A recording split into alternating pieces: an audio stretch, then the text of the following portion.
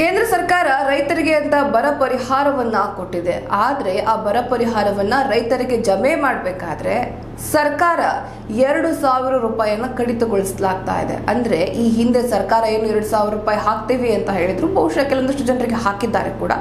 ಆ ಹಣವನ್ನ ಕಟ್ ಮಾಡ್ಕೊಂಡು ಕೊಡ್ತಾ ಇದೆ. ಇದು ರೈತರಿಗೆ ಮಾಡ್ತಾ ಇರುವಂತಹ ಅನ್ಯಾಯ ಅಂತ ಮಾಜಿ ಸಿಎಂ ಆದ ಬಸವರಾಜ ಬೊಮ್ಮಾಯಿರವರು ಕಿಡಿಕಾರಿದ್ದಾರೆ. ಕೇಂದ್ರ ಸರ್ಕಾರ ಬಿಡುಗಡೆ ಮಾಡಿರುವ ಬರ ಪರಿಹಾರ ವಿತರಿಸುವಾಗ ರಾಜ್ಯ ಸರ್ಕಾರ ರೈತರಿಗೆ ಈ ಮೊದಲು ಕೊಟ್ಟಿದ್ದ 2,000 ಕಡಿತ ಮಾಡಿಕೊಂಡು ನೀಡುತ್ತಿದ್ದು, ಇದು ರೈತರಿಗೆ ಮಾಡುತ್ತಿರುವ ದೊಡ್ಡ ಅನ್ಯಾಯ ಅಂತ ಮಾಜಿ ಮುಖ್ಯಮಂತ್ರಿ ಬಸವರಾಜ ಬೊಮ್ಮಾಯಿ ಆಕ್ರೋಶ ವ್ಯಕ್ತಪಡಿಸಿದರು.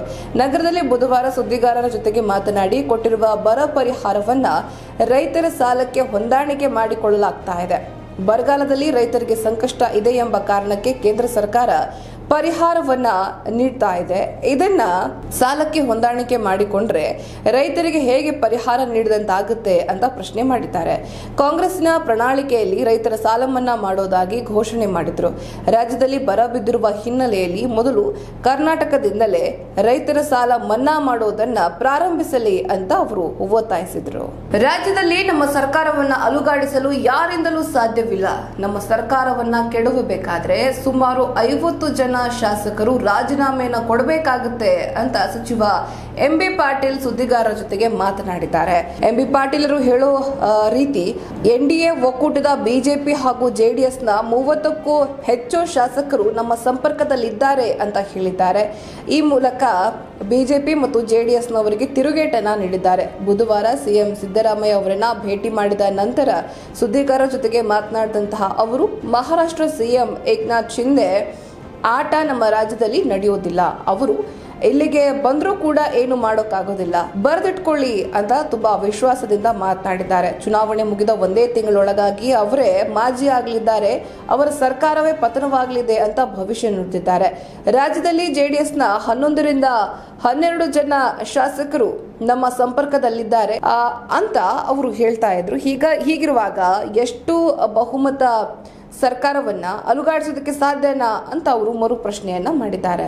ಹುಬ್ಬಳ್ಳಿ ಧಾರವಾಡ ಭಾಗದಲ್ಲಿ ದಿನದಿಂದ ದಿನಕ್ಕೆ ಕೊಲೆ ಪ್ರಕರಣಗಳು ಹೆಚ್ಚಾಗ್ತಾ ಇದೆ, ಕ್ರೈಮ್ ರೇಟ್ ಜಾಸ್ತಿ ಆಗ್ತಾ ಇದೆ. ಹೀಗಿರಬೇಕಾದ್ರೆ ಅಲ್ಲಿರುವಂತಹ ಅಧಿಕಾರಿಗಳನ್ನ ವರ್ಗಾವಣೆ ಮಾಡಿ ಅಂತ ಸಚಿವೆ ಲಕ್ಷ್ಮೀ ಹೆಬ್ಬಾಳ್ಕರ್ ಅವರ ಅಳಿಯ ರಜತ್ ಉಳ್ಳಾಗಡ್ಡಿ ಮಠ್ ರವರು ಗೃಹ ಸಚಿವರಿಗೆ ಪತ್ರವೊಂದನ್ನು ಬರೆದಿದ್ದಾರೆ.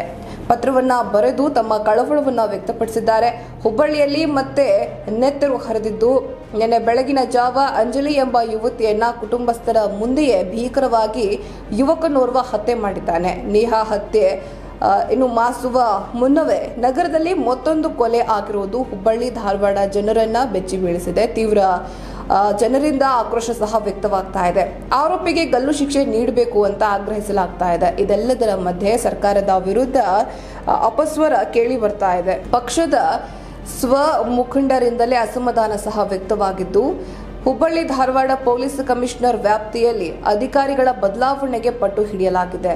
ಈ ಕುರಿತಾಗಿ ಸಚಿವೆ ಲಕ್ಷ್ಮೀ ಹೆಬ್ಬಾಳ್ಕರ್ ಅವರ ಅಳಿಯ ರಜತ್ ಉಳ್ಳಾಗಡ್ಡಿ ಮಠ್ ಅವರು ಗೃಹ ಸಚಿವ ಜಿ ಪರಮೇಶ್ವರ್ ಅವರಿಗೆ ಮನವಿ ಸಹ ಮಾಡಿದ್ದಾರೆ. ನೇಹಾ ಹಿರೇಮಠ್ ಕೊಲೆಯ ನಂತರ ಪೋಷಕರು ಭಯದ ವಾತಾವರಣದಲ್ಲಿ ಬದುಕ್ತಾ ಇದ್ದಾರೆ. ಕಾನೂನು ಸುವ್ಯವಸ್ಥೆ ಕಾಪಾಡುವಲ್ಲಿ ಅಧಿಕಾರಿಗಳು ವಿಫಲರಾಗಿದ್ದಾರೆ.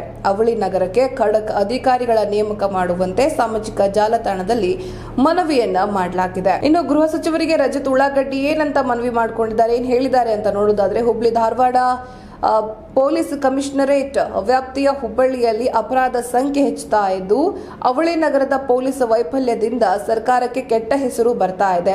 ಕಾರಣ, ಪೊಲೀಸ್ ಇಲಾಖೆಯ ಉನ್ನತ ಅಧಿಕಾರಿಗಳನ್ನ ಹುಬ್ಬಳ್ಳಿ ಧಾರವಾಡ ಪೊಲೀಸ್ ಕಮಿಷನರೇಟ್ ವ್ಯಾಪ್ತಿಯಿಂದ ವರ್ಗಾವಣೆ ಮಾಡಿ ಜೊತೆಗೆ ಕಾನೂನು ಸುವ್ಯವಸ್ಥೆಯನ್ನ ನಿಯಂತ್ರಿಸಬೇಕು ಅಂತ ಹೇಳಿಕೊಳ್ಳಲಾಗಿದೆ.